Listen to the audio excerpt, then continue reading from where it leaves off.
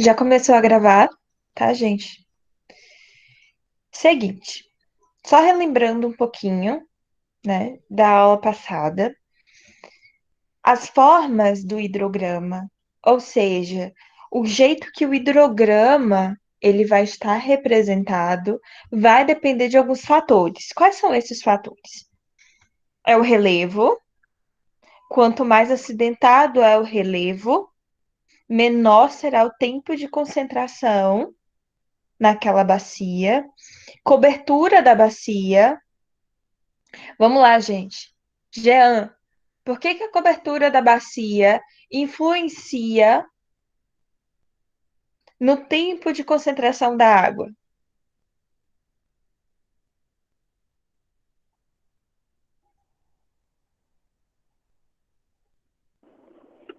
Não sei se vai estar correto, mas o tempo dessa parte vai ser bem pela infiltração, né? Questão de como a barragem está protegida ali para poder conservar aquela água. A parte do sol também ele pode estar fazendo com que aquela bacia evapore, essas coisas assim. Tipo, que eu peguei muito pelo alto que eu tô dirigindo. Ah, tá certo. Então, desculpa. Vai ouvindo aí. Você chegou bem próximo, Jean. Seguinte, quando a gente fala de cobertura da bacia, a gente não está falando necessariamente da barragem, tá? A gente não está falando do lago.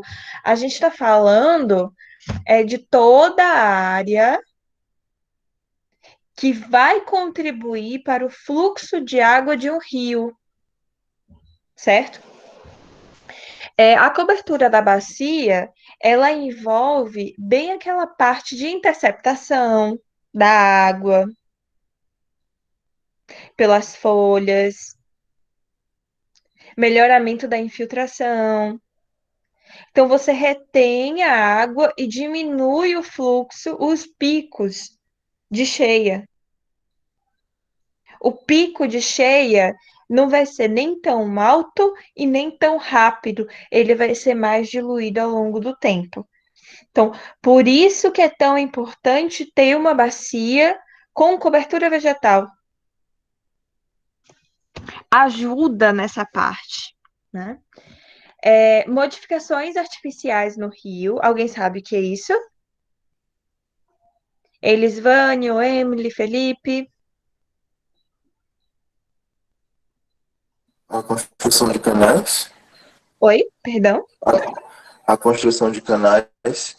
Perfeito. Construção de canais, que mais?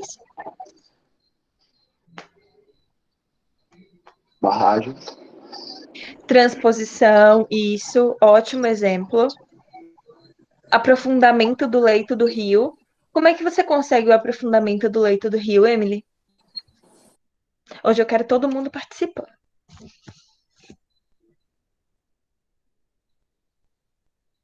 Através Dragagem, de dragagem.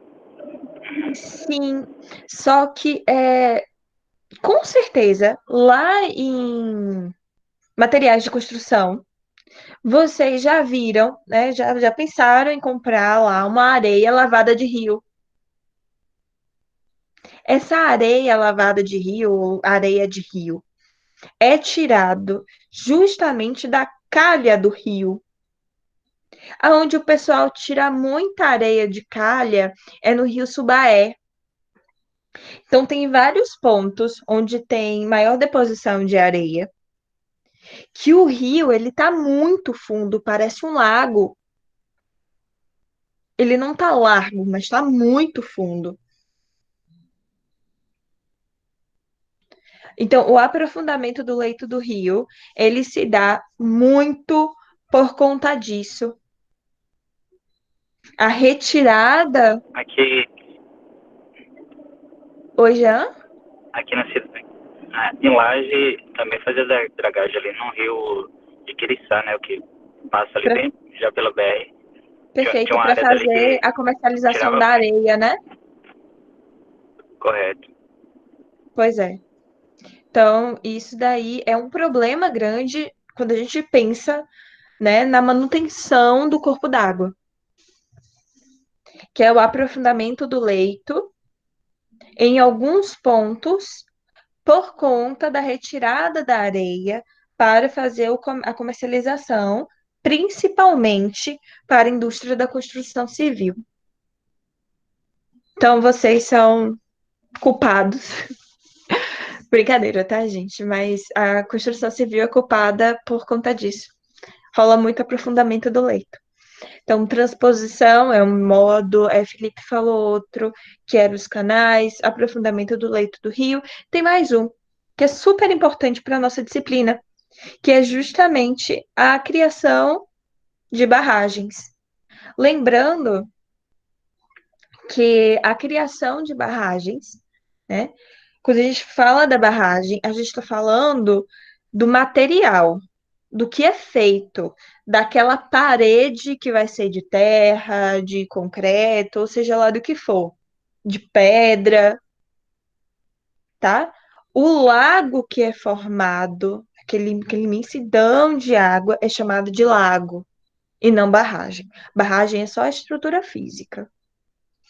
A barragem. Gente, se eu fizer isso, vocês ainda conseguem ver a tela?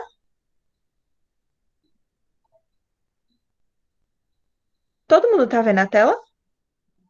O slide?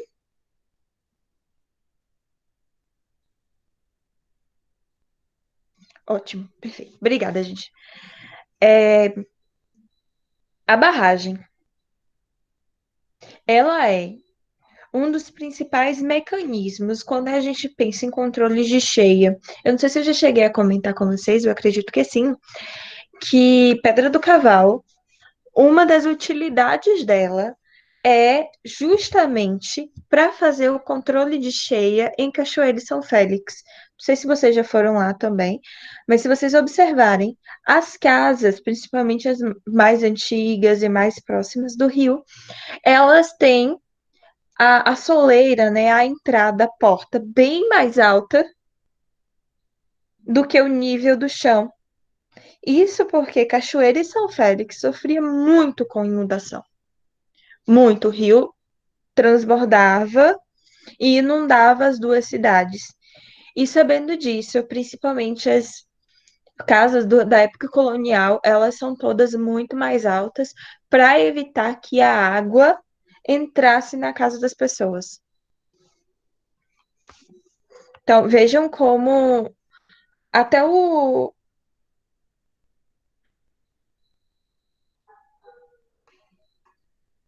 rio, né? Como é que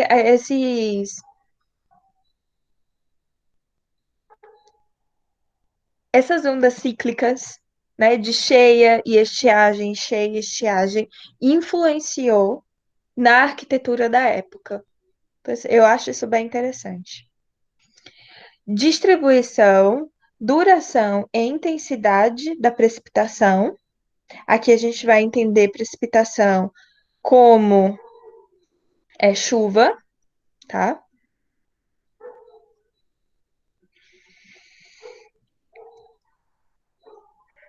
Isso daqui a gente não tem como alterar, tá? Isso daqui é uma coisa que está além do que a gente consegue controlar. Mas a distribuição, se vai ser concentrada, se vai ser distribuída, o tipo de chuva, se vai ser orográfica, se vai ser convectiva, se vai ser frontal, a duração, a intensidade, tudo isso também influencia no tempo de concentração daquela água dentro de uma bacia. Além disso, está o solo. Quanto mais arenoso é o solo, menor é a capacidade de retenção daquela água no solo. Quanto mais argiloso também é o local, maior vai ser a capacidade de fazer a impermeabilização daquela região, maior propensão, na verdade, né? De fazer a impermeabilização daquela região. E aí, se você tem um solo mais impermeabilizado, então significa que você vai ter maior escoamento superficial. Você vai ter pouca infiltração. O escoamento superficial faz com que você tenha um tempo de concentração muito menor. E picos de cheia muito mais curtinhos e muito mais intensos. Olhem só. Esse gráfico A aqui, perdão, esse gráfico A tem a comparação entre um pico de cheia em área urbana e em área rural. A diferença está justamente por conta do uso e ocupação do solo. A área urbana, obviamente, você vai ter uma área de solo muito mais impermeabilizada do que a área rural. Então, na região urbana, você vai ter picos muito intensos e muito curtos, enquanto que na região rural, esse pico ele vai ser mais bem distribuído ao longo do tempo. Aqui, quando você tem a letra B, né? Quando você tem um curso natural e um curso regularizado. O que é isso? Um curso de rio com vazão regularizada. Uma vazão regularizada, por exemplo, é o que você vê lá na barragem de Pedra do Cavalo. A barragem é um regularizador de vazão.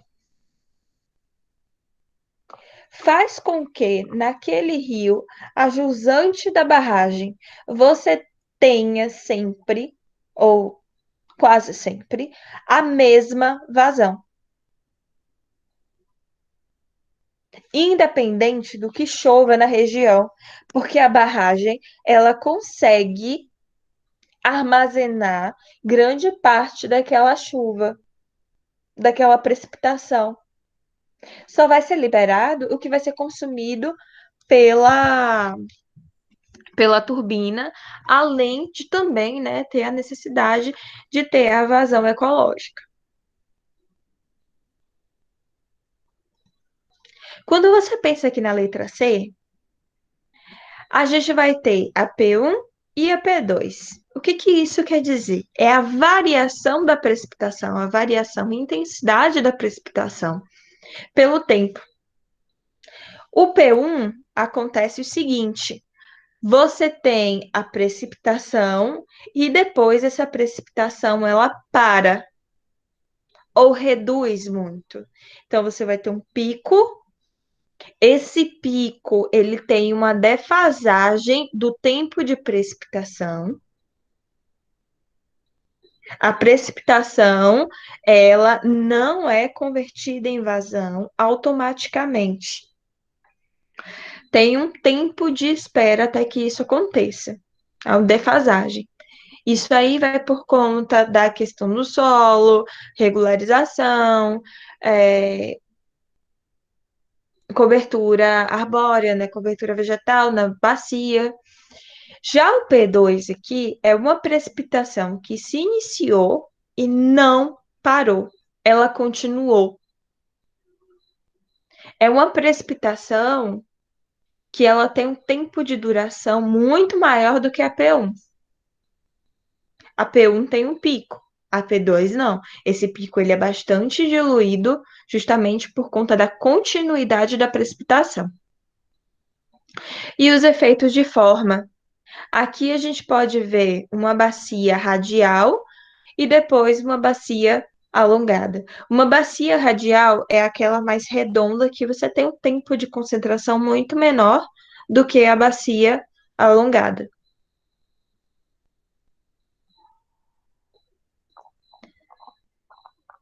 Até agora, gente, tranquilo? Tudo bem? Alguma dúvida?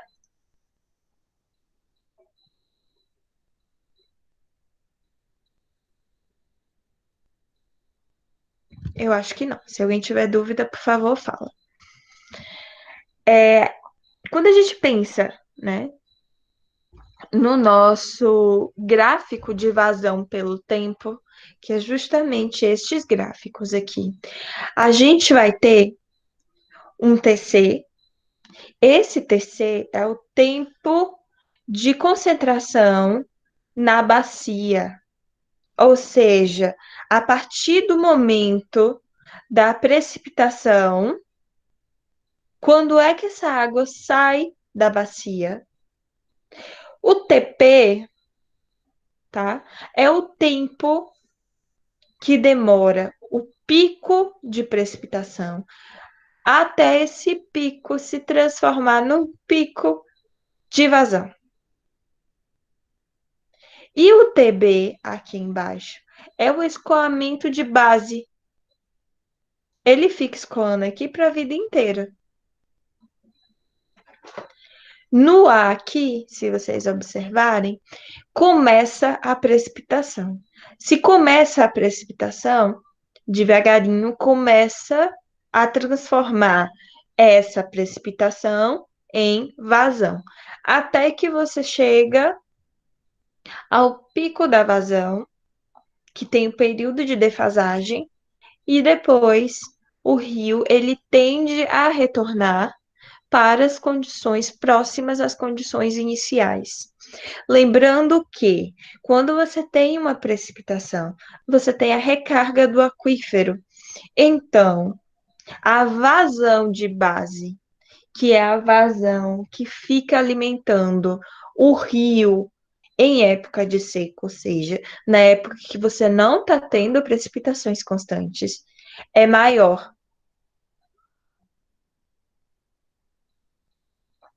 E aí, aqui a letra A gente chama de período de ascensão, até chegar no pico, e depois o período de recessão, que é até a letra C. A aula está sendo gravada.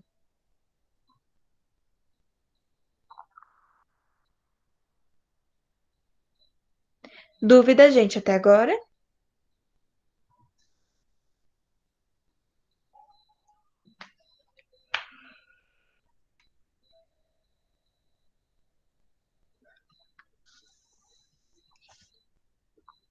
Então vamos lá. Seguinte. Tem que ter uma forma da gente descobrir a vazão superficial, ou seja, o volume de água que está escoando superficialmente, dado uma chuva. E para isso, a gente tem condições, sim, de fazer essa estimativa. Lembra, perdão, lembrando que é apenas uma estimativa, tá? Essa estimativa é chamada de método racional. O método racional, ele vai ser utilizado de novo para determinar a vazão superficial, ou seja, o volume de água num determinado tempo referente ao escoamento superficial. Sempre em bacias pequenas, que são aquelas bacias com áreas inferiores a 2 quilômetros quadrados. São bacias que a gente chama de bacias pequenas. E para isso, a gente deve levar em consideração algumas coisas. Primeiro, ele considera a duração da precipitação intensa de projeto igual ao tempo de concentração. Primeira coisa que ele vai admitir. Ou seja, vai assumir que a bacia ela é pequenininha o suficiente para que essa precipitação ela ocorra e a duração ela vai ser inversamente proporcional à intensidade. E que a gente não tem um tempo de defasagem muito grande. Em bacias pequenas, além disso, as condições mais críticas ocorrem devido a precipitações convectivas. Vocês se lembram que chuva é uma chuva convectiva?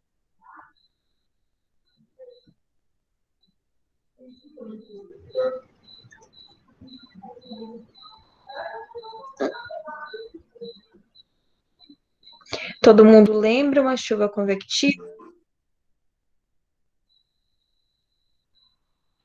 Ariel, você que acabou de chegar, o que é uma chuva convectiva?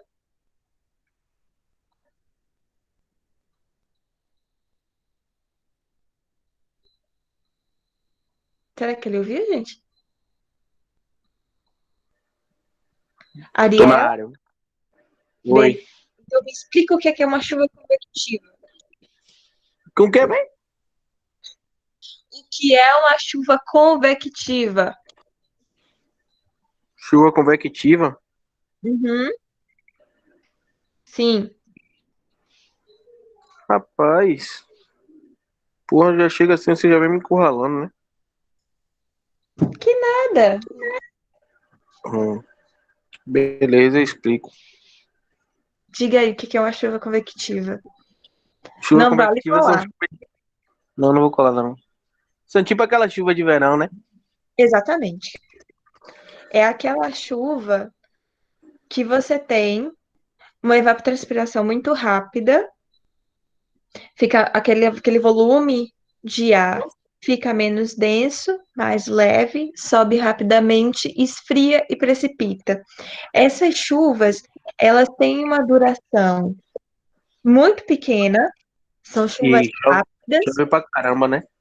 e têm uma intensidade muito grande. Oi? Dura pouco, mas chove pra caramba. Exatamente, tem uma intensidade elevada. Isso daí, em alguns lugares, pode até ocorrer uma tromba d'água. Acho que todo mundo sabe o que é tromba d'água, né? Ou pelo menos já ouviu falar o que é isso.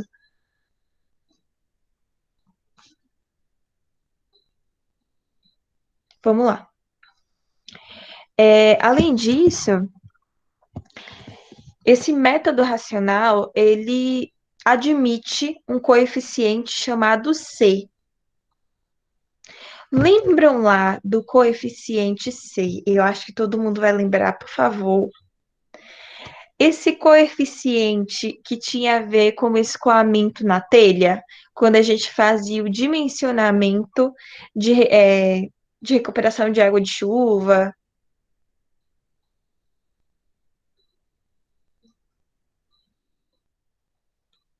Só não lembro o que é, mas pelo menos se lembra que tinha um C, né? Perfeito, Emily. Emily tem uma memória de elefante. Lá para a questão da chuva, né, para o telhado, a gente sempre, principalmente quando é telhado de cerâmica, a gente usa um coeficiente de 0,8, ou seja, de 100% da chuva que cai no telhado, 80% escoa. Tá, a tromba d'água é quando você tem um volume de chuva muito grande concentrado em uma região. Geralmente é a tromba d'água que vai dar aqueles acidentes em rio, sabe?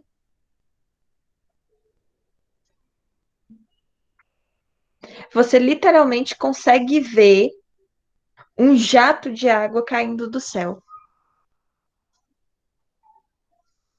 Mas voltando ao coeficiente, para a questão do telhado, a gente utiliza de 0,8, ou seja, 80% da precipitação vai se transformar em vazão, em escoamento no telhado. Agora, quando a gente fala desse ser racional, da fórmula racional, ele tem a ver com a questão do uso e ocupação do solo.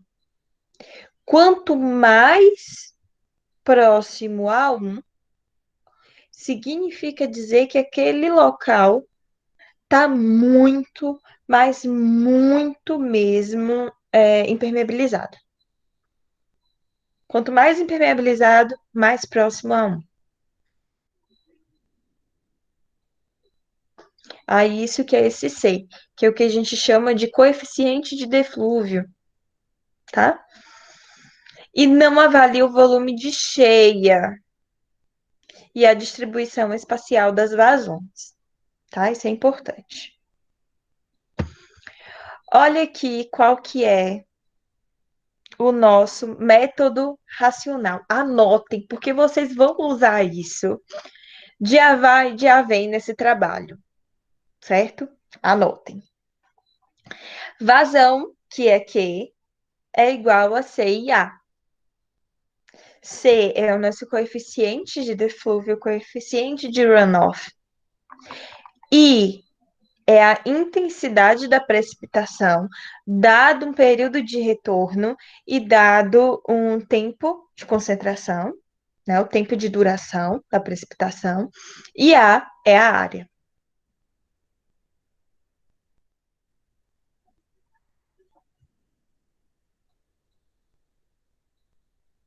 Esse 0,278 é a conversão das medidas de milímetro por hora, porque esse daqui está em milímetro por hora.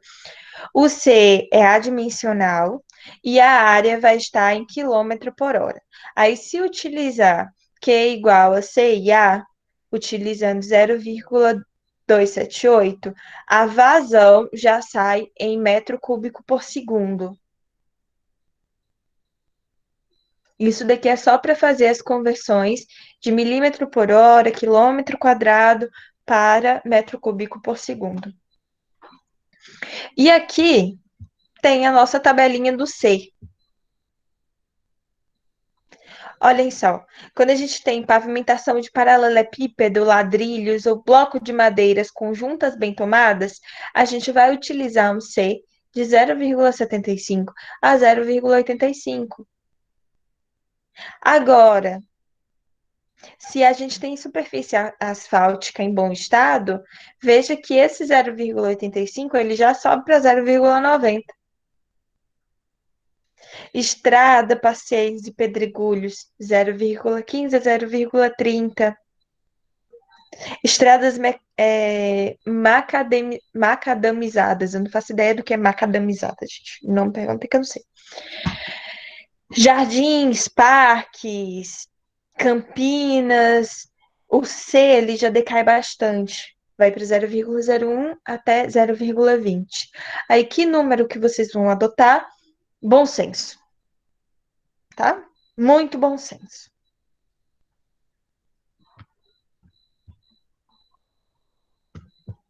Dúvidas?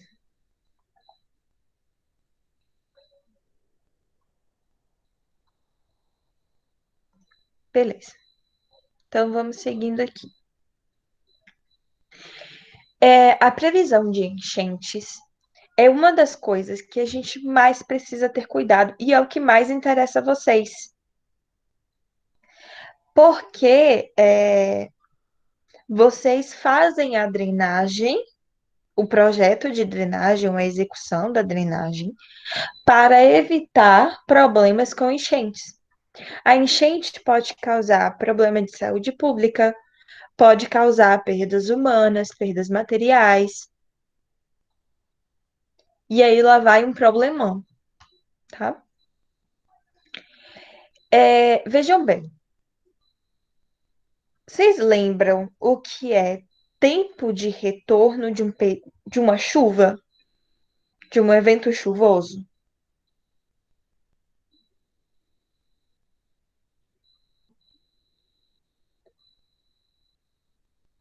Hein, gente? Albérico, Ariel, Elisvânio, Emily, Felipe, Ramon. O que é um tempo de retorno?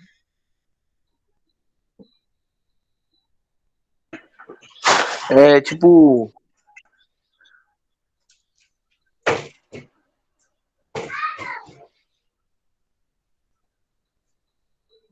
Porra, eu vou pescar aqui.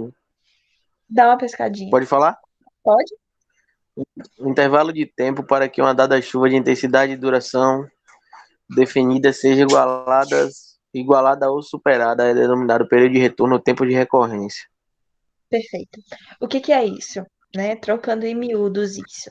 Eu tenho uma chuva hoje que ela tem uma intensidade e uma duração. Estatisticamente, quando é que essa chuva de mesma intensidade e mesma duração irá se repetir?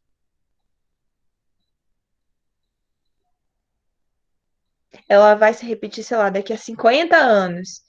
Ou seja, eu vou ter aquele evento chuvoso de 50 e 50 anos. Ou então não, Eu tenho um período chuvoso, eu tenho essa chuva, esse evento chuvoso, de 100 em 100 anos. Exemplo, uma barragem, ela é dimensionada para um evento chuvoso de 100 anos, de período de retorno de 100 anos.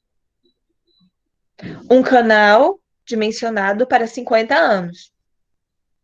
Uma chuva de 50 anos. E a drenagem?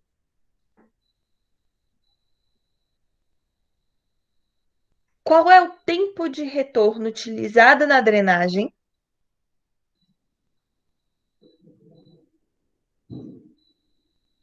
Gente, tempo de retorno não é que nem aquela irmã Carla, não, tá? Que ela vai dizer com 100% de certeza um evento que vai acontecer na sua vida. O tempo de retorno usa estatística.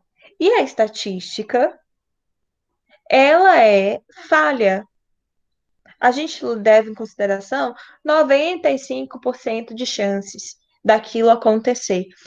Tem 5% de chances de acontecer antes ou acontecer depois. Aquele evento chuvoso.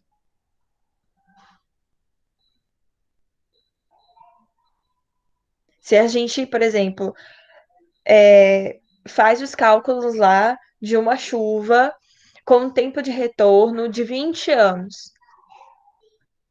Pode ser que essa chuva ocorra amanhã, ou pode ser que essa chuva ocorra daqui a 50 anos, ou pode ser que de fato ela ocorra daqui a 20 anos. Estatística não é irmã Carla, tá? Não é. A estatística ela é falha. Tem um grau de certeza elevado, sim, mas ela pode falhar, eventualmente. E a estatística também não traz o amor de volta, como é a irmã Carla. No máximo que ela pode falar é a verdade, né?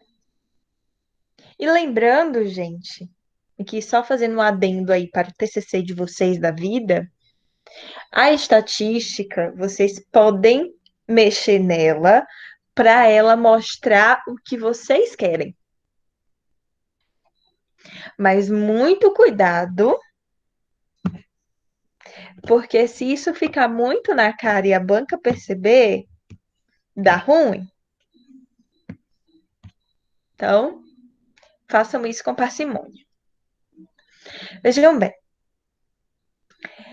temos aqui esse gráfico em tempo de retorno, período de retorno, em anos, e o custo da obra. Quanto maior é o período de retorno, menor é a probabilidade do seu dimensionamento falhar. No entanto, o custo vai lá para a casa do chapéu. Então, o custo ideal vai ser a interseção das retas entre o custo seguro contra a enchente e o custo da obra.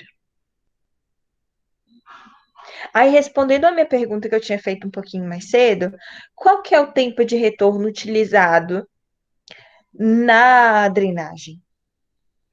Depende, varia de 5 a 10 anos. Quando você tem uma avenida muito importante, como é o caso, por exemplo, da Avenida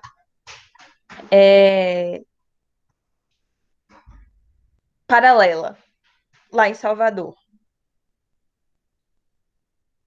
Nesse caso, a gente vai utilizar um período de retorno de 10 anos. Porque se a paralela inundar, Salvador inteira para.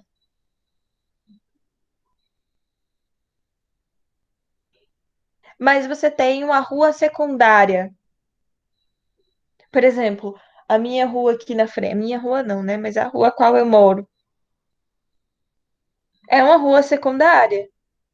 Então, eu vou utilizar um período de retorno de no máximo 5 anos.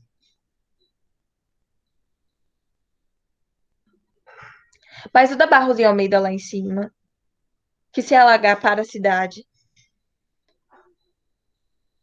eu vou utilizar um pouco mais. Não chega a utilizar 10 anos, porque Santo Antônio não é. Enfim, fica quieta. Vocês entenderam isso, gente? A gente precisa levar em consideração os custos da obra em si e o custo do que é seguro. É segurança e custo.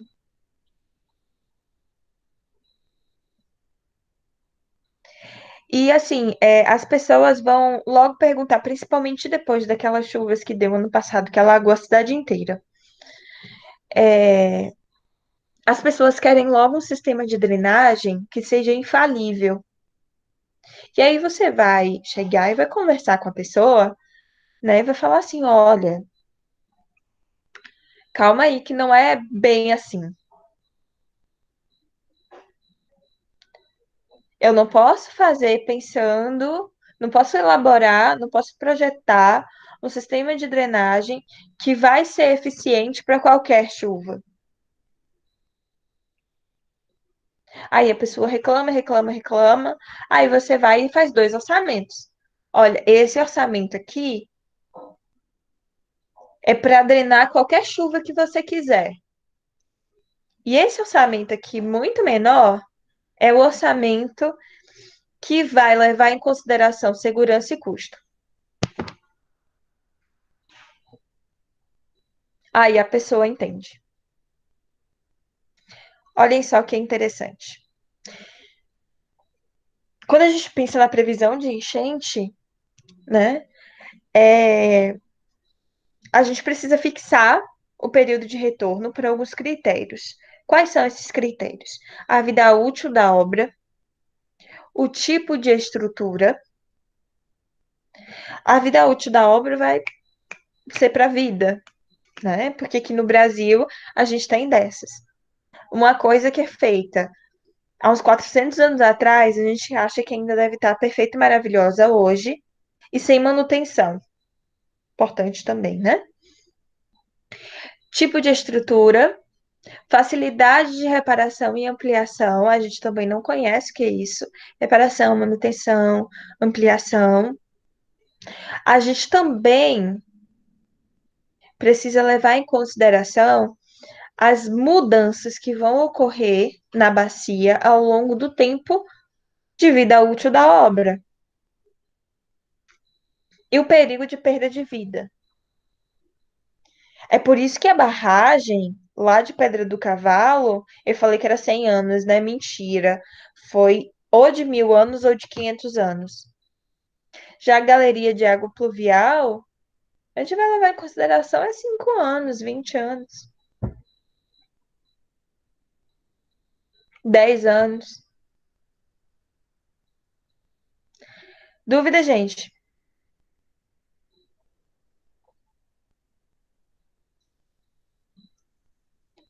Alguém gostaria de falar alguma coisa?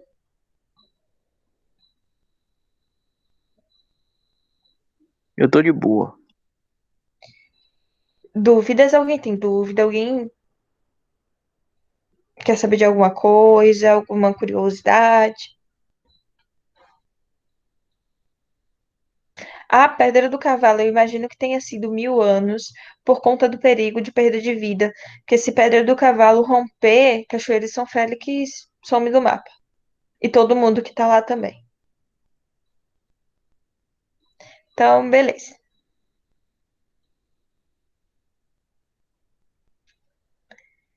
É, vamos começar então?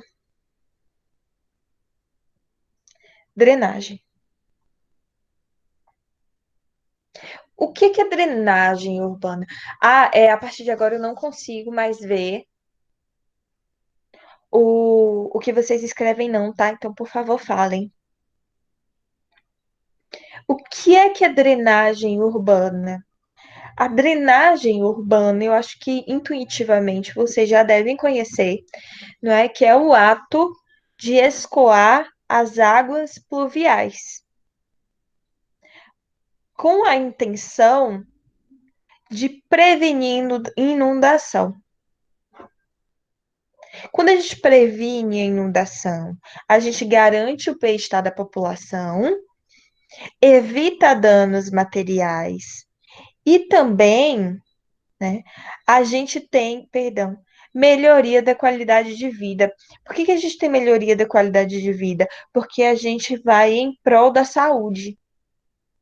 Quando a gente tem inundação, a gente tem grandes surtos de doenças, como, por exemplo, leptospirose, dengue, dentre outras coisas.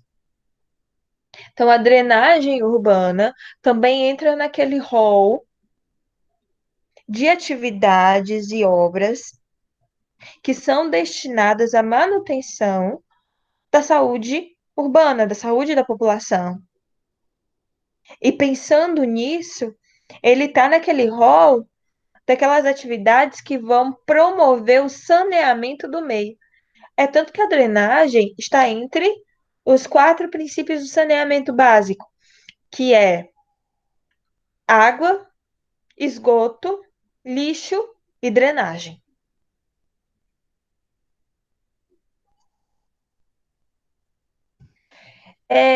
Existem 2 tipos de drenagem: a macrodrenagem e a microdrenagem. A microdrenagem são aquelas bacias pequenas de até 2 quilômetros quadrados que a gente consegue utilizar o método racional. É aqui nessa microdrenagem que a gente vai intervir. Ela vai ser definida lá pelos condutos pluviais ou canais nos loteamentos que são destinados para a drenagem, a rede primária urbana.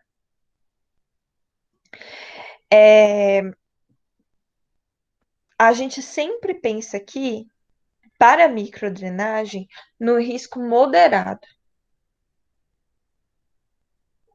Por que risco moderado? Porque apresenta um risco muito menor do que, por exemplo, aqui na macrodrenagem. A macrodrenagem, a gente pensa no período de retorno superior a 100 anos, porque os prejuízos humanos e materiais podem ser muito maiores caso essa obra venha a falhar.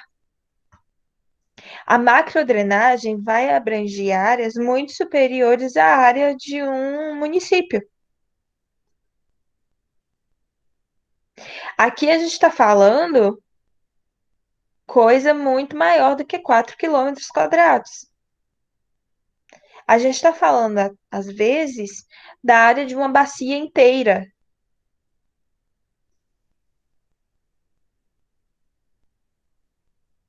Por exemplo, quando foi feito aquela barragem de Pedra do Cavalo, com certeza toda a área de drenagem da bacia do Paraguaçu foi levada em consideração.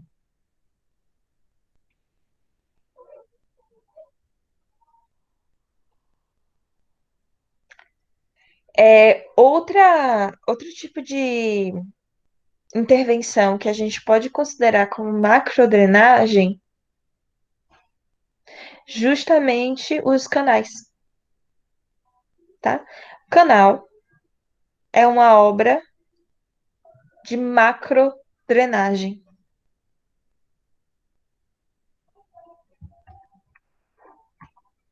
Falando aqui em período de retorno, o tempo de retorno, ele é sempre inversamente proporcional à probabilidade de ocorrência.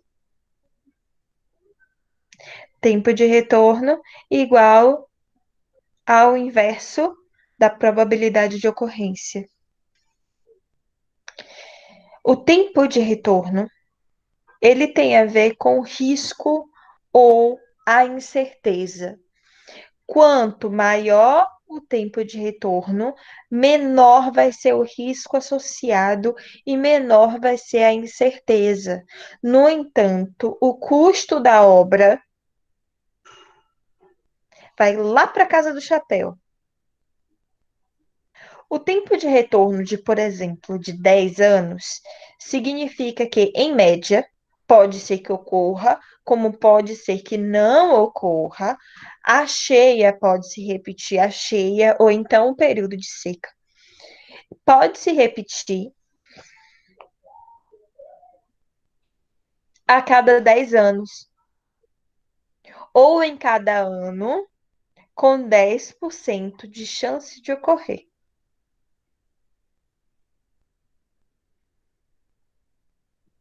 É a probabilidade que aquele evento tem, a chance que aquele evento tem de se repetir. Gente, isso ficou claro? Ou alguém tem dúvida? É super importante que vocês entendam.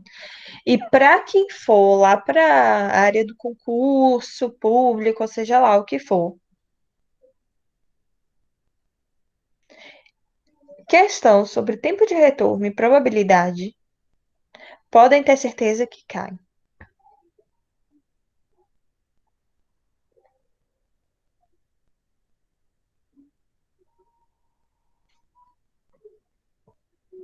Gente, alguém tem dúvida?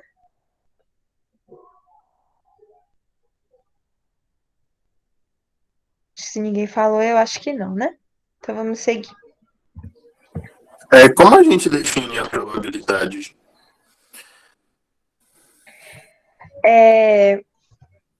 Como a gente define a probabilidade? Isso. A probabilidade é 1 sobre o tempo de retorno. Ou seja, 1 sobre 10 é igual a 0,1, ou seja, 10%. Entendi. Aqui, ó, por exemplo, o tempo de retorno não é de 10 anos? A probabilidade não é o inverso do tempo de retorno? Fazendo aqui meio pelos extremos, eu vou ter 1 sobre 10. Vai ser igual à probabilidade. Então, a probabilidade é igual a 0,1, ou seja, 10%. 10% de chance. Se fosse de 100 anos, a probabilidade de ocorrer é de 1% de chance naquele ano. Pode ser que ocorra, tem a chance aqui de ocorrer. Beleza? Beleza, obrigado. De nada. Aí, quem é que vai definir o tempo de retorno? Seu bom senso, Felipe. Aí é isso aí que me preocupa.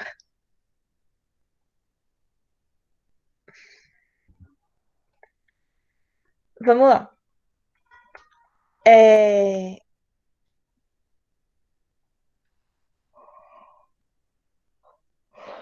Perdão, estava bocejando. Seguinte, o risco ou a probabilidade de ocorrência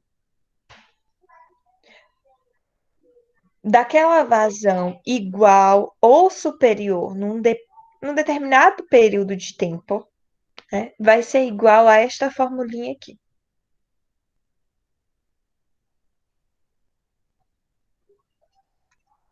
Ou seja, a probabilidade vai ser igual a 1 menos 1 menos P elevado a N.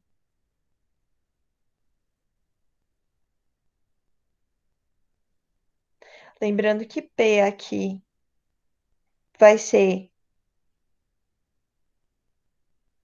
a precipitação e N vai ser o período em anos. Podem ficar sossegados que esse tipo de cálculo aqui, raramente vocês, como engenheiros, vão utilizar, tá? O tempo de retorno, ele é calculado utilizando como base a série de dados históricos, ou seja, sabe aquela série de 30 anos que vocês pegaram? Então, a probabilidade ou o tempo de retorno vai ser calculado em cima desses dados. E é o processo inverso do que vocês fizeram.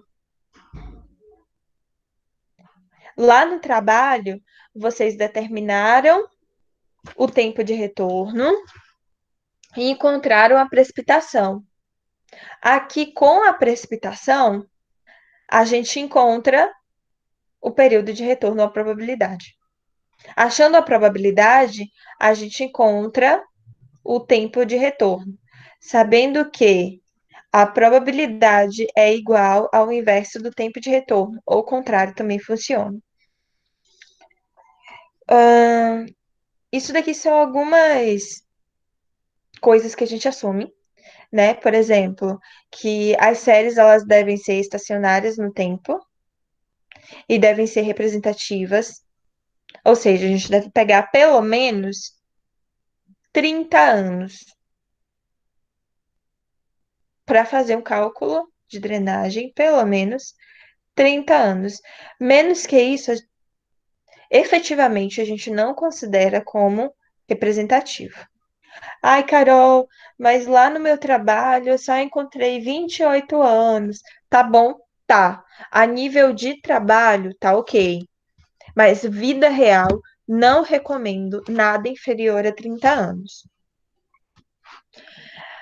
A série ela vai ser estacionária quando as alterações na bacia hidrográfica não produzem mudanças significativas no comportamento da mesma. Ou seja, você não teve nenhuma região onde teve a impermeabilização do solo, pelo menos nenhuma região que seja muito representativa. A cobertura vegetal, ela continua basicamente a mesma. Então, isso daí que é uma série estacionária. Quando real, a gente sabe que isso não é bem verdade, tá? Isso serve tanto a representatividade quanto a série estacionária, serve para representar bem aquela bacia. Porque se ela muda ao longo do tempo e a série ela não é representativa, então a gente não consegue calcular muito bem estatística. A estatística ela fica falha. Olhem só, quando a gente pensa em microdrenagem residencial, a gente vai falar de um período de retorno, um intervalo entre 2 e 5 anos. A gente não vai falar muita coisa em 10, 20 anos, não. Quando a gente fala de aeroporto, uma avenida muito movimentada, algo do tipo, 10 anos.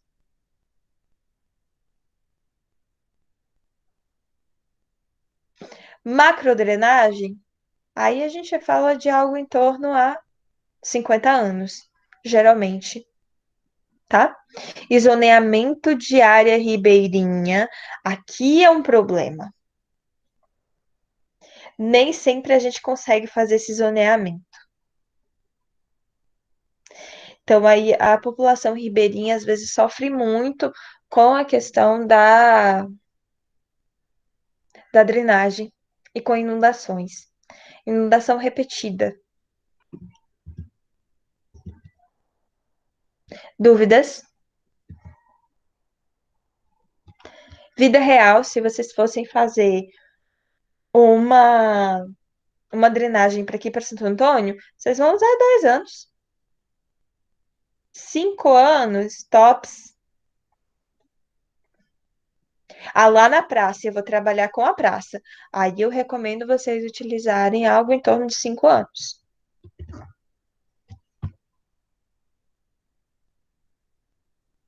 Dúvidas, minha gente?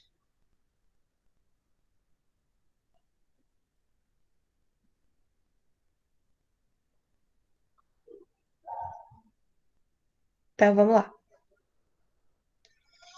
Vamos relembrar aqui alguns conceitos importantes, só para a gente chegar lá na parte da drenagem com tudo muito bem claro, tá? O que é a precipitação? A precipitação vai ser o principal dado hidrológico de entrada, ou seja, o principal input de água na minha bacia. E a precipitação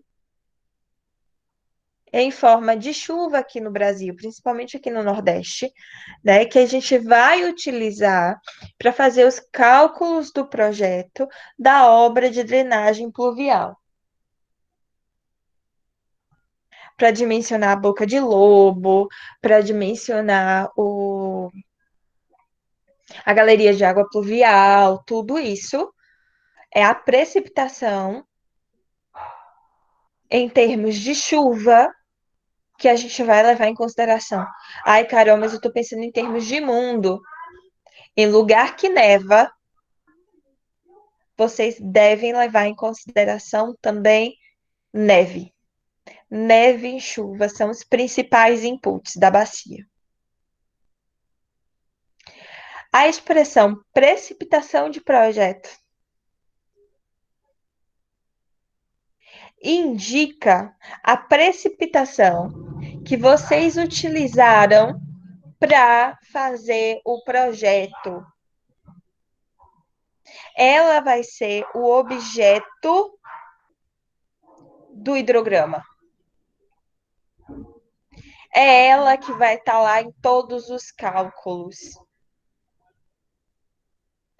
Se por um acaso a obra de drenagem falhar, deu uma chuva de 20 anos com período de retorno. Vai falhar? Vai, com certeza. Mas aí, quando todo mundo vier reclamar com vocês, o que que vocês vão falar? Ah, essa chuva foi muito superior do que a precipitação de projeto. E no meu projeto, eu utilizei o que é recomendado para o valor de tempo de retorno. Esse tempo de retorno é muito maior.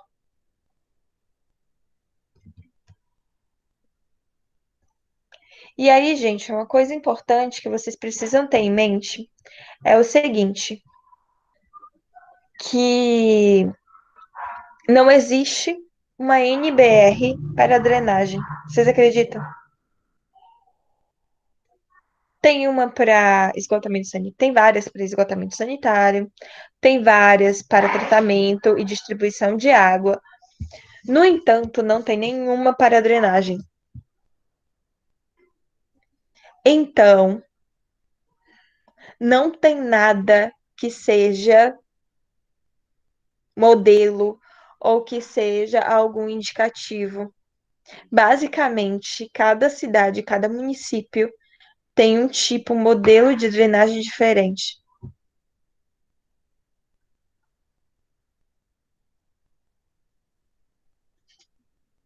Inclusive, na mesma cidade, vocês podem ver isso se alterando. Quais são as principais variáveis que a gente deve levar em consideração no momento do nosso projeto, no momento de fazer os cálculos, né? Primeiro, a precipitação em si. Quantos milímetros de água que foi? A duração foi 1 hora, 2 horas, 3 horas, 10 minutos. Intensidade média precipitada. O que é essa intensidade média precipitada? Vocês lembram que Q da fórmula racional? Q é igual a C e A. Olha aqui a nossa intensidade. A intensidade vai ser a precipitação dividido pela duração daquele evento chuvoso.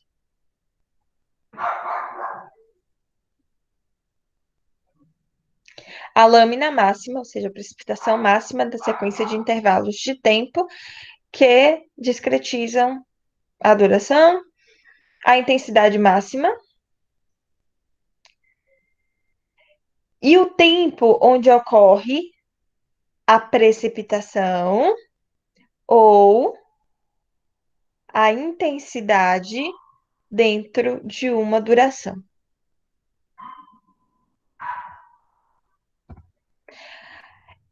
A gente tem algumas curvas que eu já falei para vocês, né? Eu comentei que várias cidades já têm essas curvas chaves, né? Chamada de curva IDF. Fazer isso daqui é chorar lágrimas de sangue. Então, a gente deu uma burladinha e ao invés da gente fazer a curva IDF, a gente utiliza a taborga, tá?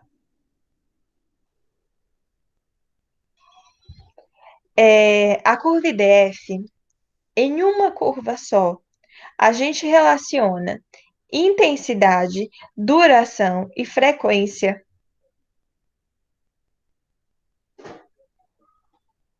Ou seja, poxa, eu quero uma frequência de 10 anos com um período de duração de 60 minutos.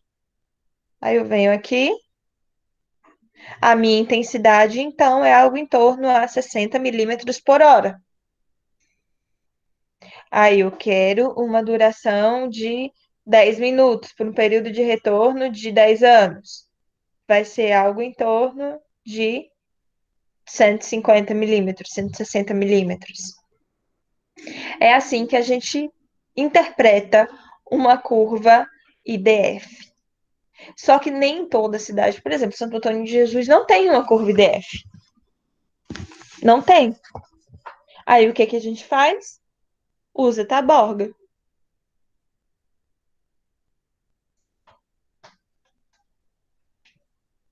Dúvidas?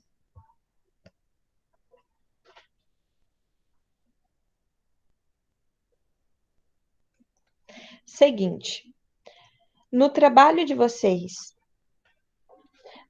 vão utilizar taborga para determinar, de novo, uma chuva com um período de retorno de 5 a 10 anos, né? Vamos pensar aí, 5 anos mais ou menos. E para drenagem, a gente usa um tempo de concentração, ou seja, uma duração de 10 minutos.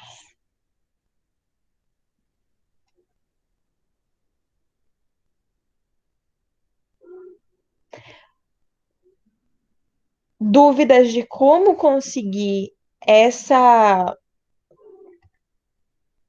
dado?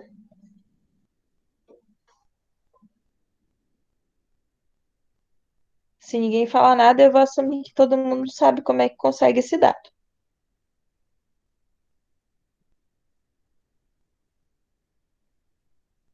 Beleza.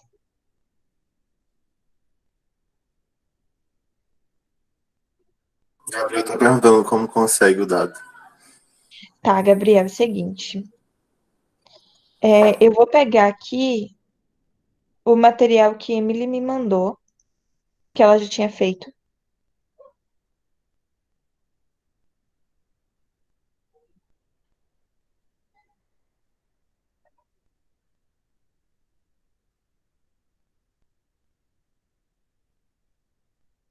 Deixa eu compartilhar aqui com vocês.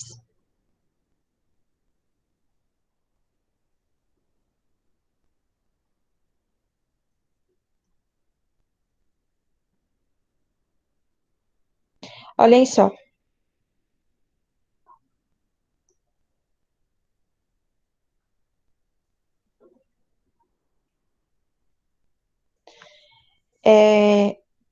Aqui tem o que Emily fez, tá? Deixa eu ver. Esse daqui é para.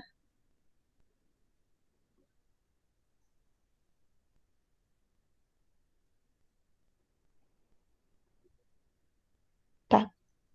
Aqui foi a curva que ela fez para 5 anos.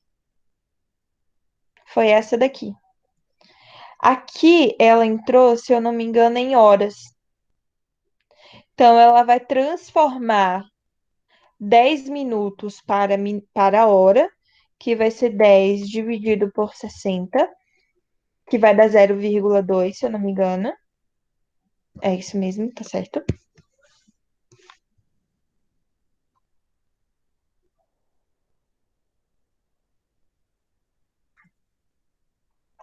E daí, utilizando esse 0,2, ela vai colocar aqui no lugar de x. Olha só. 14,567 vezes ln disso, que é a duração, né? Mais 37,851. Ou seja, a precipitação que eu vou levar em consideração no momento do meu projeto vai ser 12 milímetros, aproximadamente. Entendeu, Gabriel?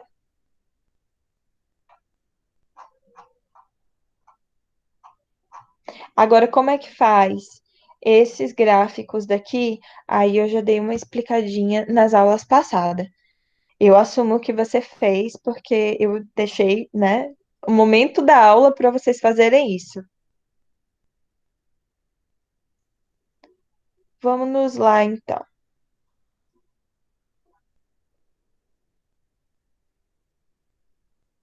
Uai.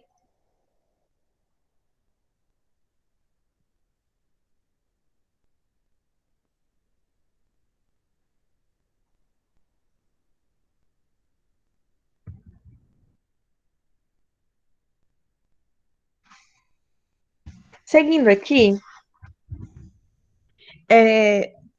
o que é que contempla meu sistema de drenagem? Ou seja, meu sistema de drenagem, ele vai ser formado pelo quê? Primeira coisa, ele vai ser formado pelo pavimento das vias, né? Ou seja, se a gente pensa no na drenagem, vai ser a gente vai levar em consideração daqui até aqui, mais a área dessas casas aqui, ó. Tudo que contribui para essa rua e essa daqui também.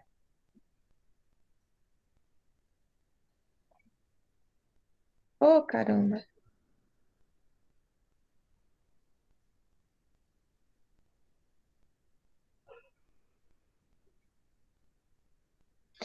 Guias e sarjetas.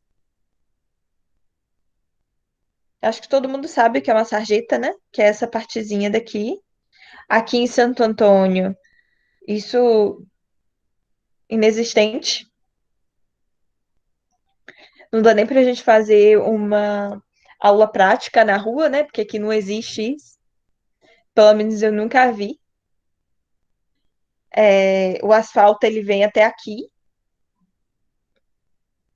Enfim. Isso para que serve a guia e a sarjeta? É a Na verdade, guia. professora, Oi? até tem algumas ruas. Inclusive, eu estou até passando por um aqui que tem, É mesmo. mas nunca é adequada, né? Nunca foi realmente feita. Agora, só que das últimas vezes que colocaram o asfalto, deixou realmente Uhum. essa guia na lateral. Mas não funciona, não tem Ô, Jean, funcionalidade. do fundo do meu coração, pelas ruas que eu ando, nunca nem vi. Eu vejo essa parte daqui, ó. Mas essa partezinha daqui, inclinada, tudo bonitinho, nunca vi. Feito de concreto e não de asfalto, pelo menos pelas ruas que eu ando, eu nunca vi. Não, realmente, dessa forma não tem não, mas tipo, da última vez que colocaram asfalto, esse último arremesso de asfalto, ainda deixaram uma área que poderia ser isso daí, né? Mas de uma Ah, forma não sim, sim. planejada. Exatamente, mas não é. Não é nem guia nem sarjeta. Quer dizer, não é sarjeta. Guia até que tem, mas a sarjeta não. Aquilo dali não é sarjeta. Aquilo dali é um projeto de sarjeta, mas não é, tá? Para que serve isso daqui? Ah, inclusive, se você tiver, eu sei que alguns condomínios têm. Se você tiver, isso serve para todo mundo que está trabalhando em obra. Se vocês virem alguma coisa desse tipo, por favor, tira a foto e manda para mim, para eu mostrar que Santo Antônio de Jesus Professora, existe. no Laranjeira, eu acho que acredito que tem. Ela compõe junto ao meio-fio. O meio-fio de lá ele tem uma parte inclinada antes do meio-fio e fora da área de transitar. Isso, é Só que é exatamente algo, é isso. algo, é algo mesmo realmente composto. Já foi feito todo em concreto com a máquina, que ele acaba dar essa sarjeta, né, como chamou, e depois ela vem o meio-fio fora da área de circulação. Eu vou tirar foto amanhã que eu vou estar lá na obra e envio. Pronto, por favor, tira essa foto e manda para mim, porque aqui em Santo Antônio eu nunca vi.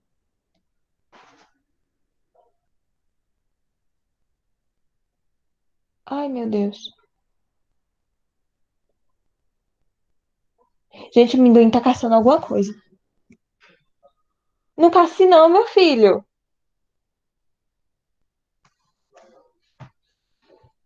É para que serve a guia e sarjeta, né? Basicamente, é a guia e a sarjeta que vai captar a água precipitada aqui no meio da rua e também precipitada no telhado das casas e vai guiá-las até a boca de lobo. Sarjetão, isso aqui em Santo Antônio eu nunca nem vi. Se alguém viu, por favor, tira uma foto e me manda também. Isso que eu vejo muito, quer dizer, eu via muito em Belo Horizonte. O que é uma sarjeta? O que é um sarjetão, né? É quando você tem o cruzamento de ruas, aí se coloca esse sarjetão para fazer o encaminhamento da água até a próxima sarjeta e você não ter problemas com o acúmulo de água nessa região. Isso daqui, aqui embaixo tem, mostrando um sarjetão, corte transversal, e tem como que faz, ups, como que faz um sarjetão certinho, a dimensão dele. É bem legal, bem bonitinho. Grelha, isso aqui em Santo Antônio também nunca nem vi. É, lá no loteamento que eu participei da construção, onde tinha bastante área de paralelo, a gente fez essa parte daí, mas chamado como linha de drenagem. É o cruzamento Isso. realmente, só que a gente acaba só colocando as pedras num desnível maior para fazer aquela linha mesmo, fazer com que a água atravesse naquele ponto da rua. Aham. No caso, o sarjetão, né? Isso. Beleza. Isso daqui, grelha aqui em Santo Antônio, eu nunca vi. Eu já vi em alguns lugares grelha, mas no meio da rua, assim, aqui em Santo Antônio, se alguém viu, por favor, me conta, porque eu nunca vi. Isso serve também para ajudar na vazão. As galerias de água pluvial, não sei se aqui em Santo Antônio existe, deve existir, tá? É ela que vai captar a água da boca de lobo e vai transportar até o local onde vai fazer a destinação final. Escada hidráulica, esse aqui eu já vi aqui em Santo Antônio, inclusive tem até algumas fotos. Isso, alguém sabe para que serve a escada hidráulica?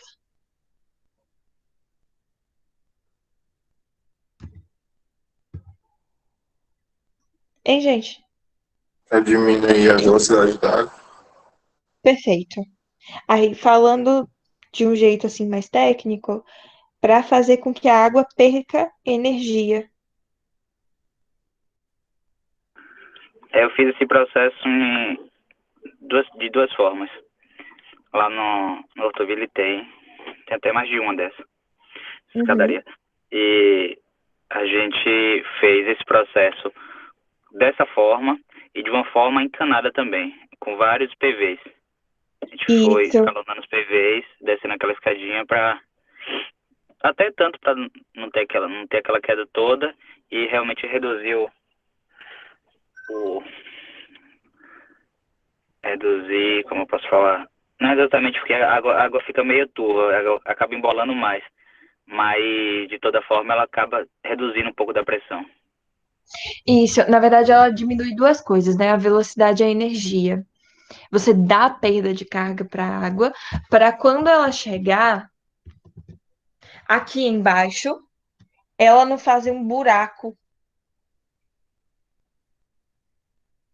Aí você faz isso daqui, e aí ela chega aqui bem mais tranquila e não causa nenhum prejuízo. Sabe onde eu Normalmente aí no pé do talude, né? Isso, no pé do talude. Aonde tem isso daqui que eu já vi em Santo Antônio, inclusive coberto também, Jean, ali atrás do hospital. Eles fizeram isso daqui, só que assim, não fizeram muito perfeito, não, o negócio. Também tem tempo, muito tempo isso. A escada rachou toda, e aí tava tendo infiltração aqui do lado, que aqui do lado era um morrinho, tava tendo infiltração, então a água tava carregando todo o material daqui do lado. A gente tinha um buraco assim. Além disso, eles levaram até certo ponto essa escada, e a partir desse certo ponto, deixaram a água aí livre, leve e solta, e tava fazendo desastre lá. Desastre, desastre, desastre. Enfim. Piscinão! Eu nunca vi, mas me falaram que aqui em Santo Antônio tem. Ali atrás do lugar onde tem o negócio do Santo Antônio, do Santo Antônio, de São João, me falaram que lá atrás tem um piscinão. E tem essa finalidade. Alguém sabe a finalidade do piscinão? Professora, isso aí eu pesquisei no Google e tinha colocado na resposta para combate à enchente, professora. A senhora nem considerou. Só eu que fiz isso aí. Combate a incêndio piscinão? Jean do céu! Enchente. Em caso de Eu entendi enchente. incêndio. É, sim, no final das contas serve para isso, mas desenvolve um pouquinho melhor. No caso do piscinão, ele vai fazer com que esse volume de água fique retido por mais tempo e evite picos de cheia muito grande nos rios. Olha aqui o rio. E o pico de cheia é justamente a enchente. Quando você tem piscinão, reparem que o piscinão, né, ele não é concretado. É um buraco mesmo no chão e vai ficar lá. A água ou ela evapora ou ela infiltra. Então a gente quer que a água infiltre. A gente quer, na verdade, com isso daqui, promover é, a alimentação do lençol freático. Para que o rio ele não fique desabastecido em época de estiagem. As piscinões, elas são importantes por conta disso também. Piscininha. Piscininha é um piscinão subterrâneo. E aí a água fica aqui. E as pessoas não vêm. Isso daqui, real, mesmo por ser subterrâneo, eu nunca vi. Córregos e rios. A maioria dos rios urbanos, esse aqui tá até limpinho. A maioria dos rios urbanos são canalizados?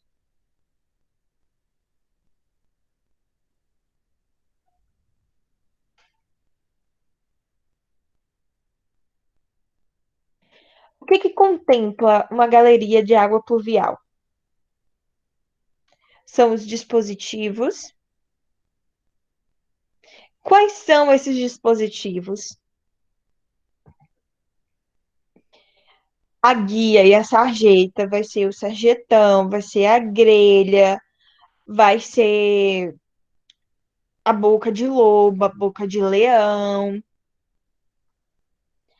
Existe os ramais de drenagem.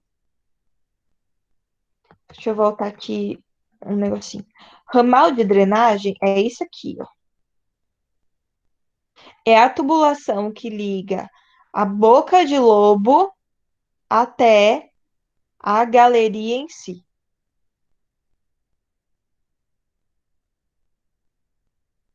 Perdão, gente. Caixa de drenagem. Nem toda junção de duas bocas de lobo precisa ter um posto de visita, um ponto de visita, né? Um posto de visita. Posso ter uma caixa de drenagem, que é uma caixa ligante, rede de drenagem e a válvula. Olhem só. A galeria, o GAP, né? A galeria de água pluvial, eles são elementos que servem para captação de água pluvial, ou seja, de água da chuva, que escoa aqui na sarjeta. Podendo ser, eita lasqueira, boca de lobo, olha ele aqui. Esse daqui é clássico, todo mundo conhece, boca de lobo. A boca de lobo, ela pode ter a abertura assim, né? Oval ou então completamente retangular. Pode ser a boca de leão, que é essa grelha colocada na sarjeta, ou a boca de lobo combinado com uma boca de leão, que é, acho que chama de papatudo. E a gente também pode combinar duas bocas de lobo, três, quatro bocas de lobo, quanto que a gente quiser, quanto que a gente precisar.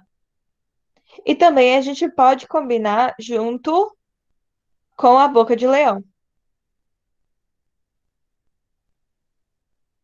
Dúvida, gente?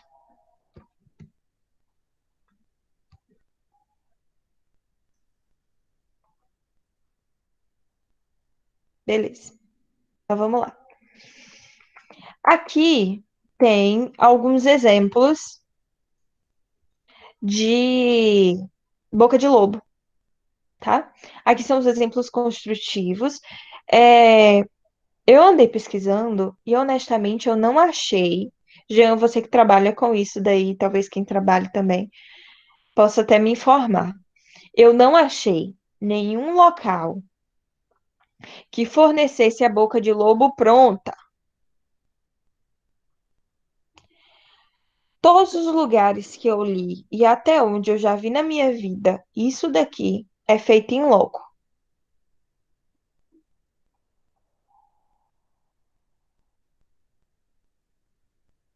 Se alguém tiver outra informação aí, por favor, avisa. Aí, obviamente, isso daqui pode variar de município a município, necessidade a necessidade, tá? A altura da abertura pode variar de 8,5 até 15 centímetros. Isso depende da altura do meio-fio. E também o comprimento da boca de lobo, o comprimento da abertura pode variar de 80 centímetros até 1 metro. Obviamente, pode ter alguma variação em função do local onde se encontra. E como é que a gente faz o dimensionamento. Como é que a gente sabe o quanto de água que passa por essa abertura? A gente vai considerar a nossa boca de lobo como um vertedouro de soleira livre. E para fazer a, o dimensionamento, certo? A gente vai dizer que a vazão de engolimento vai ser igual a 1,71 vezes L vezes H elevado a 3 meios. H é a altura da minha boca de lobo e L é o comprimento da boca de lobo. Gente, eu vou deixar vocês fazendo aqui essa atividade. Por favor, façam, enquanto que eu vou ali pegar água, que eu tô morrendo de sede, que eu não aguento mais de sede. Daqui a pouco eu volto e a gente discute, a resolução da questão. Tentem fazer aí, por gentileza, quem puder.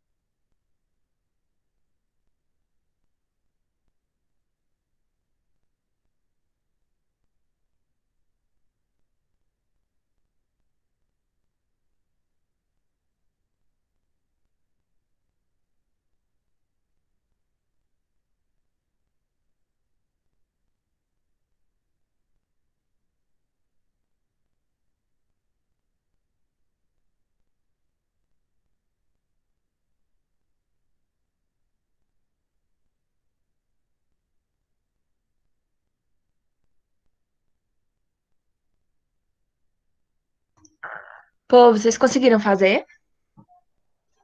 Alguém conseguiu fazer?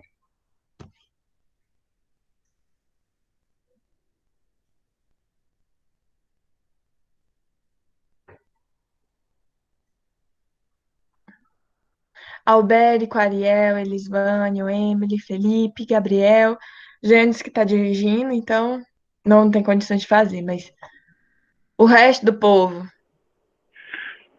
Fazer não sei não, professora, mas sobre a questão lá de compra pronta, que a Ah, senhora perguntou, na verdade, aqui na cidade, dessa forma, Boca de Lobo, é um pouco difícil de se encontrar. Encontra mais daquela outra que tem a grelha. Essa grelha é capaz de isso. comprar, você consegue Não, comprar a ela, grelha eu sei que compra pronta, mas mas a boca de ela lobo em si, não, porque na maioria das vezes é feito com concreto, com cimento, com bloco de concreto. isso. Então Aí, até hoje eu nunca vi isso sendo comprado pronto.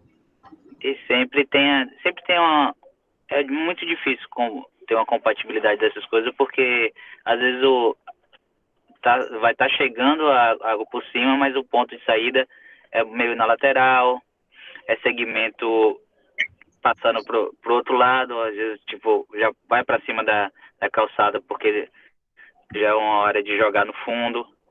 Então é difícil de bater realmente Uhum. certo e ter encontrado pronto essa parte. Sempre, às vezes, a saída é na parte na lateral dela, no meio. Aí o ideal mesmo é fazer num bloco de Em concreto. loco. Eu nunca Hum. vi. Eu falei isso porque já me perguntaram e minha resposta foi sempre nunca vi. Eu só vejo isso sendo feito em loco. A grelha, sim, a grelha eu sei que se compra pronta. Mas a boca de lobo em si, nunca nem vi, não. É. A possibilidade de fazer a tampa quando é uma tampa mais fechada. Nesse caso aqui, a tampa, você vê que ela fecha toda a parte de cima e a entrada fica meio na lateral ali, isentando Isso. do meio-fio. Nesse caso dá até para fazer na obra, mas da outra forma, só realmente comprando pronta a grelha.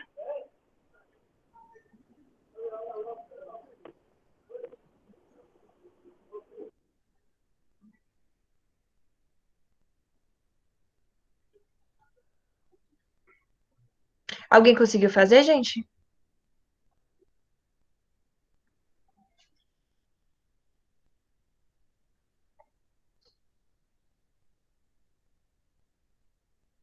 Um momento, beleza.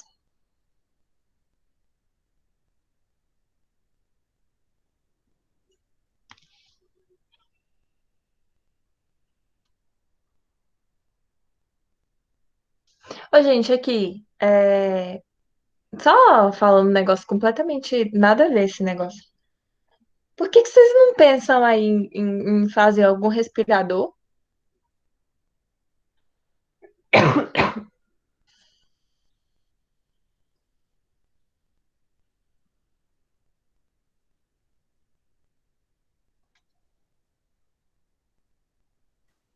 Eu não tô tendo tempo nem de me coçar, quem dirá fazer respirador. Justo.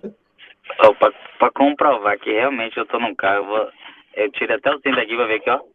O, o, o alarme vai tocar. E se eu parar pra pensar no rastreador, eu já vou estar morto.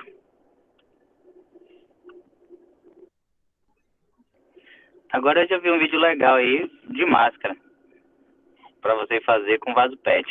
Depois eu vou postar lá no grupo. Isso deve lascar a carteira. Nada. É bem bonito o negócio. Fica melhor do que essas máscaras aí. Agora fica parecendo um respirador meio profissional. Oxe, a A máscara minha profissional. máscara é verde com bolinha branca. Dá licença, é linda. Poxa, tirou onda. Tirei mesmo.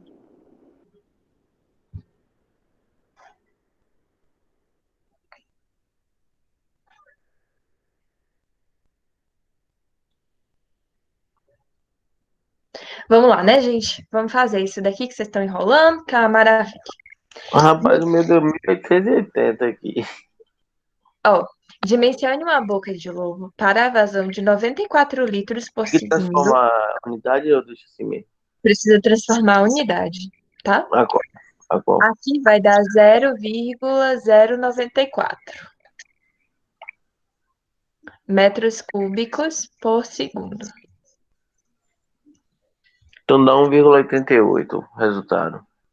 A sarjeta e uma lâmina d'água de 10 centímetros, ou seja, oh, 10 centímetros, tá certo. Logo, a vazão que eu consigo engolir vai ser igual a 1,71. Oi, barato, o que é que você quer, minha filha? Vezes a largura, eu vou assumir a largura de 90 centímetros, que é esse daqui, ó, o de 90 centímetros, vezes a altura, que é de 10 centímetros, elevado a 3/2. Vou fazer isso daqui na minha calculadora.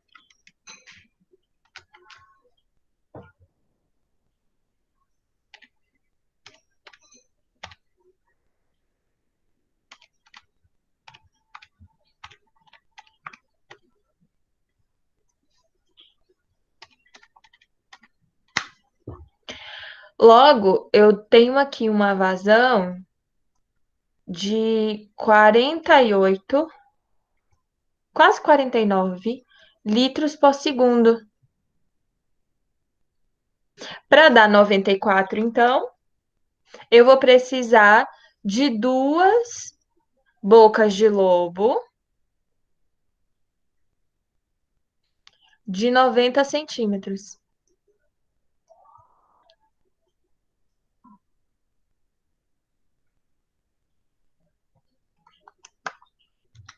Tudo bem, gente? Alguém não entendeu? Eu fiz o cálculo diferente. Você fez como? Você colocou aqui a vazão e achou o É, comprimento, não foi? isso. Deu Deu 1,88. basicamente 1,88? É. Foi basicamente isso também. Só que eu fiz ao contrário. No caso, esse L vai ser o. O L é o comprimento da boca de lobo. É isso aqui, ó. É a abertura da boca de lobo. Entendi.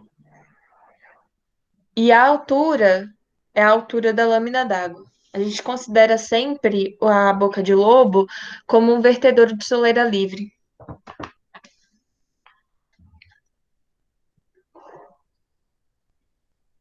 Tranquilo? Gabriel tá perguntando se ele tá certo. O meu deu 1,75. Deixa eu fazer aqui. Eu vou fazer aqui ao contrário, só para 0,094 é igual a 1,71 vezes L vezes 0,10 elevado a 3 meios. Eu vou fazer isso aqui e ver quanto que dá o L.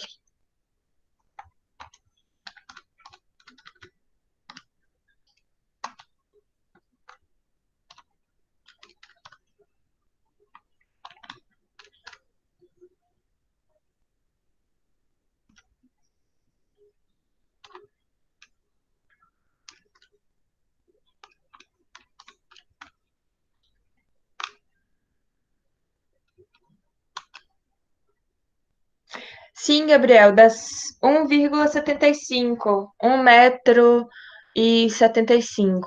Só que, veja bem, você não vai utilizar, né, um negócio com abertura de quase 2 metros. Você vai usar dois desse aqui, dois desse aqui. Não, dois desse aqui não dá, não. Você vai usar dois desse daqui. Dois de 90. Senão vão ficar muito grande.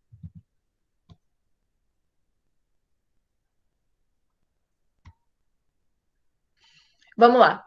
Olha aqui as grelhas. Aqui tem mais ou menos, né, como é que faz uma grelha, tudo mais, em planta, em corte, as dimensões da grelha, tudo certinho.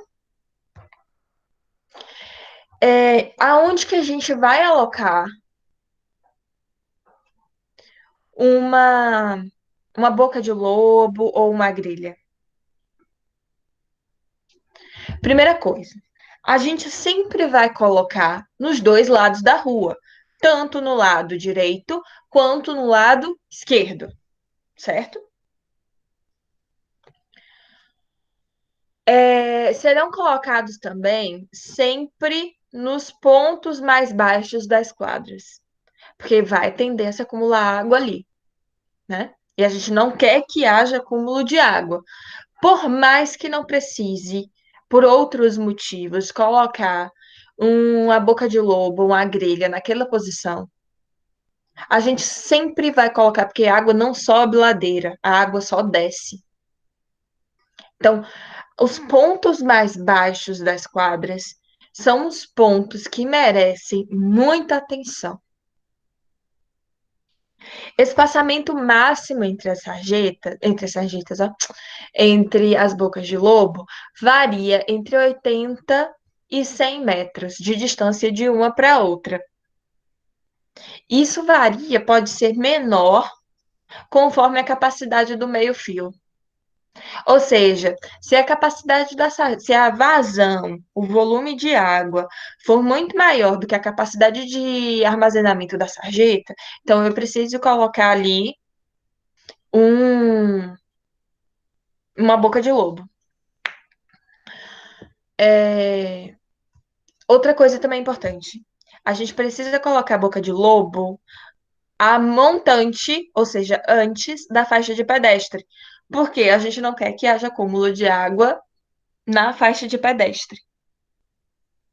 Além disso, a ligação dos postos de visita ou tubos de ligação com declividade mínima de 0,01 metro por metro. E o tubo de ligação da boca de lobo até a galeria de água pluvial deve ter um diâmetro mínimo de 40. Eu não sei quem foi que estava me falando que colocava acho que menos que 40, mas eu não recomendo muito não. Dúvidas?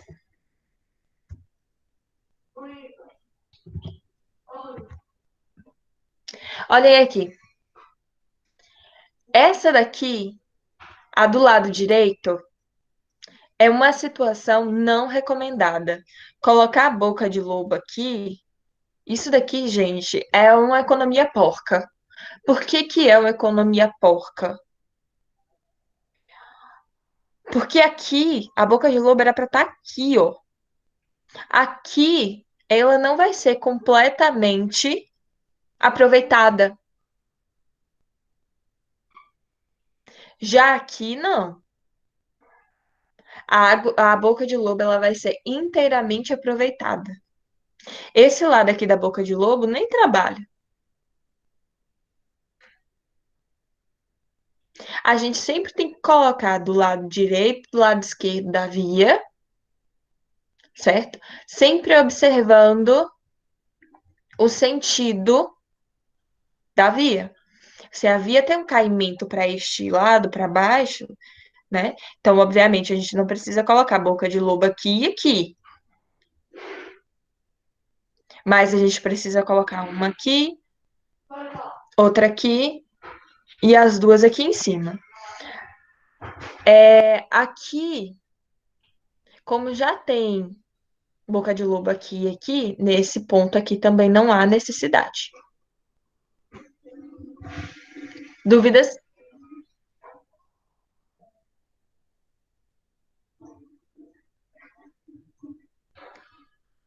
Alguém tem dúvida, gente?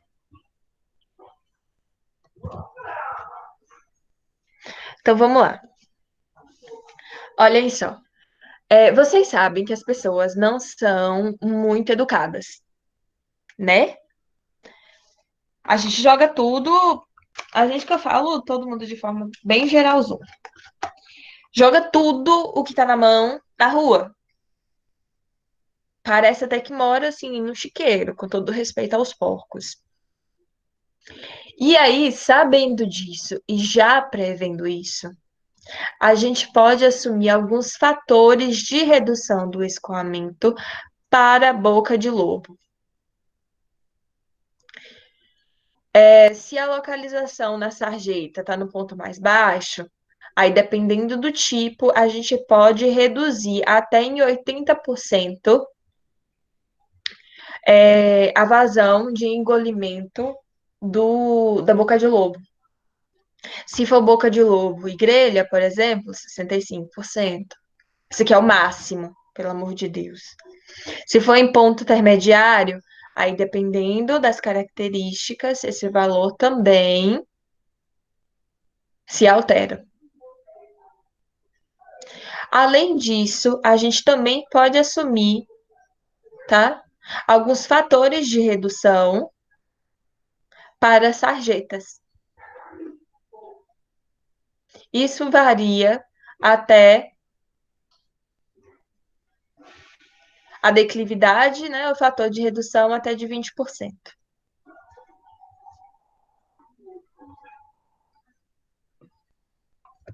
Dúvida, gente?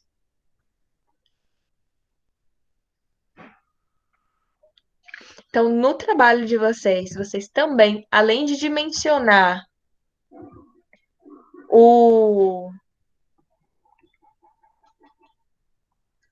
a boca de lobo, vocês também vão ter que assumir e adotar algum fator de redução.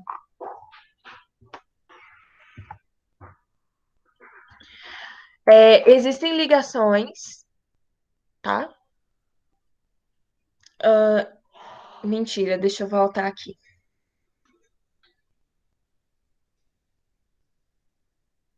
Esses ramais de drenagem, tá? É isso daqui, ó. Ai, perdão. Aqui, pronto. Ramal de drenagem é essa tubulação aqui, que vai ligar a boca de lobo até o PV, caso haja necessidade. O diâmetro mínimo, aqui fala de 500, mas isso pode variar um pouquinho, tá?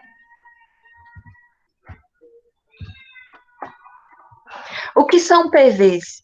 Eu acho que todo mundo já conhece PV, sabe o que que é. Os PVs são câmeras visitáveis, cuja principal função vai ser permitir o acesso de pessoas à galeria de água pluvial para inspeção, desobstrução, porque aqui dentro vocês vão encontrar todo tipo de coisa. Eles são muito utilizados quando você tem mudança de direção, é porque nesses pontos tem facilidade de ter o acúmulo de material, mudança de declividade, conexões, entroncamento de redes auxiliares, quando você tem também o mudança de diâmetro, isso daí, essas coisas também são bem importantes. Onde que a gente vai alocar o PV? Cruzamento de rua, que aqui tem mudança de direção. Quando a galeria tem diâmetro de seus trechos aumentados, ou seja, quando você tem alteração no diâmetro do gap. Quando ocorre mudança de direção da galeria, seja por declividade, diâmetro, reunião de tubulações, trechos muito longos sem inspeção. A montante da rede, quando a rede nasce ou quando a rede morre. Espaçamento máximo entre 100 e 200 metros. Ou seja, a cada 2 entroncamentos se coloca um PV. Aí, nesses entroncamentos, ao invés de colocar um PV, a gente coloca uma caixa de ligação. E o posto de visita não pode receber mais de 4 ligações, ou seja, não pode receber mais de 4 contribuições de bocas de lobo ou boca de leão. Este caso aqui tem algumas possibilidades. Aqui eu tenho um PV. Entre um PV e outro, eu posso muito bem colocar caixas de ligação. E o PV, ele não pode receber mais do que 4 contribuições. Dúvidas?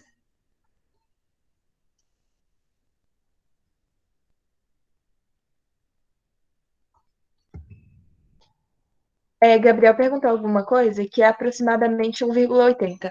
Isso mesmo. Verdade, Gabriel. Gente, alguém tem dúvida? Vamos lá, acordem, pelo amor de Deus.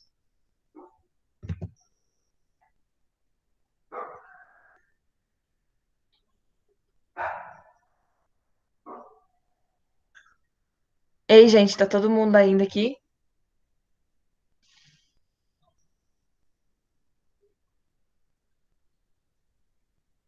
Albérico, pelo menos, ainda tá acordado.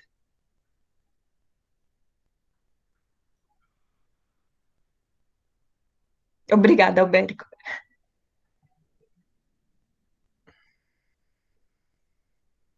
Obrigada, Gabriel. Hoje, Gabriel não dormiu. Eita.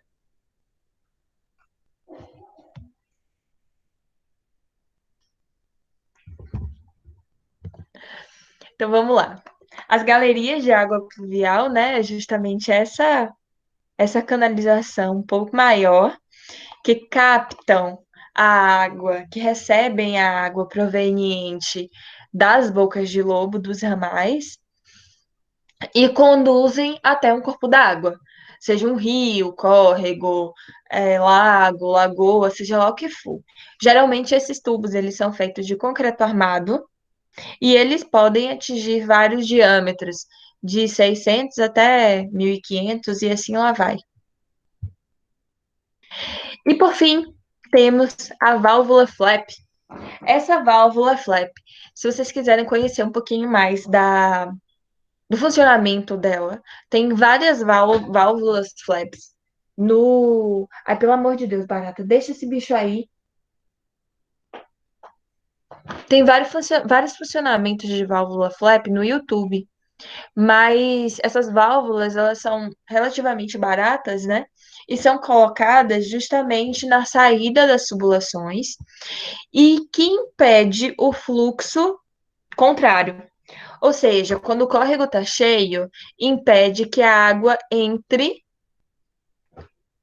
e tenha refluxo, né? Tenha retorno da contribuição aqui. Então, elas são super importantes. Elas abrem e fecham. E quando a gente implanta a escada hidráulica? A gente implanta a escada hidráulica, tá? É quando a gente tem grandes declividades e serve para dissipação de energia, ou seja, é um dispositivo de aumento de perda de carga. Eles podem, né, reduzir significativamente a extensão e o custo. No entanto, isso daqui não deve acontecer, isso aqui tá errado, pelo amor de Deus.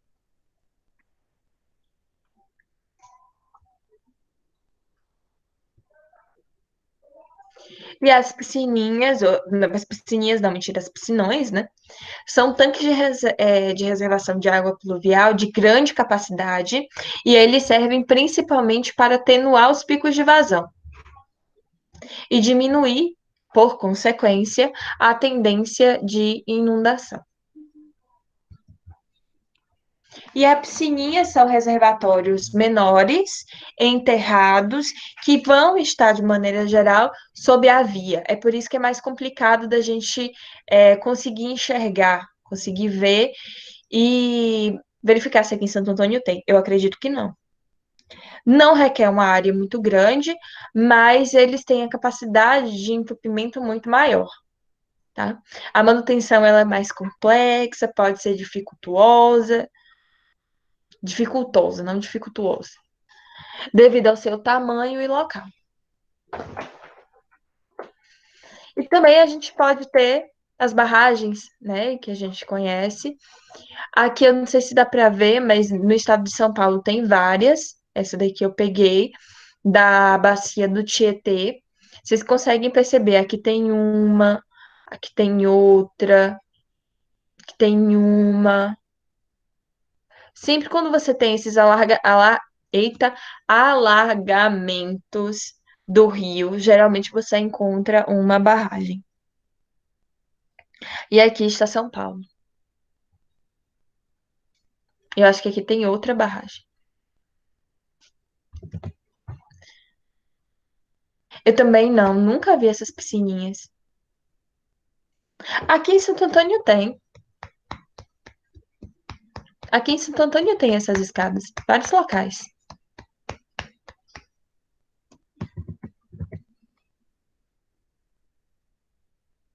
Tá, e por fim eu vou falar com isso aqui e a gente finaliza a aula, tá? Tem vários tipos de canalização. A canalização ela pode ser aberta ou fechada. Quando ela é aberta, ela pode ser em formato retangular, como é o caso aqui dessa foto, em formato trapezoidal, ou ainda ela pode ter a combinação de vários formatos, como semicircular e retangular ou trapezoidal. A seção fechada é muito comum ter uma seção circular, né? A seção quadrada, honestamente, eu acho mais complicado da gente encontrar, ou a seção retangular e outras. Isso daqui é muito utilizado, parece uma escada de drenagem, mas para a gente fazer a canalização do rio. Serve para a gente aumentar a perda de carga quando a gente tem uma região com uma grande declividade. Aí se usa esse tipo de escadão, digamos assim. Aqui está uma canalização circular. Tá. Alguma dúvida, gente?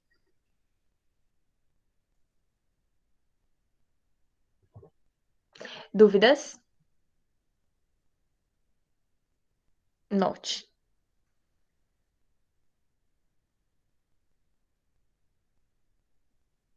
Então tá. Já que ninguém tem nenhuma dúvida, tá tudo sob controle. A partir de agora, já começa a parte de cálculo mesmo, tá? Então, eu vou deixar para a gente fazer isso daqui na aula que vem.